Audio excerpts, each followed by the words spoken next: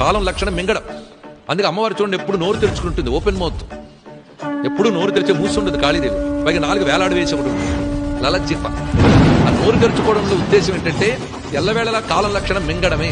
పైగా నల్లగా ఉంటుంది తల్లి. నల్లగా ఉండేటువంటి అంతుపట్టదు, కాలం యొక్క స్వరూపం అంతుపట్టదు. అందుకే సర్వ జగత్తుని మింగే కాలస్వరూపాన్ని నేను అని, మీకంటే మేము ఎక్కువ ఉంటామంటే అని చెప్పి బ్రహ్మగారికి కూడా కాలపరిమిస్తుంది. అందుకే ఆ బ్రహ్మ స్తంభ పర్యంతం అని బ్రహ్మదేవుడు మొదలుకొని గరికపోత వరకు ప్రతిదీ కాలబద్ధమే. అది కాలమే ఏది ఎక్కడ ఎప్పుడు ఎలా అనేది చూపిస్తుంటుంది. అందుకే చెప్తున్నాడు, ఇదిగో చూడండి, ఎడం చేత్తో కత్తిని ఒక మానవుడి తలకాయని పట్టుకుంది మా అమ్మ, కుడి చేత్తో అభయహస్తం వరదహస్తం పట్టుకున్నది. అంటే కుడి చేత్తో రక్షిస్తోంది, ఎడమ చేత్తో శిక్షిస్తోంది. ఆ కాలమే. నువ్వు ఆలోచించడము కాలబద్ధమే, నీ ఆచరణ కాలబద్ధమే.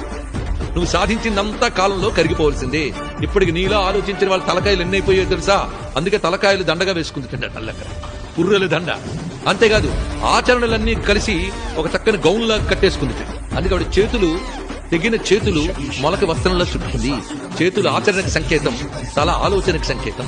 అనంత కాలంలో ఆలోచనలు ఆచరణలన్నీ కూడా ఆ కాలానికి బద్ధమై ఉండవలసిందే.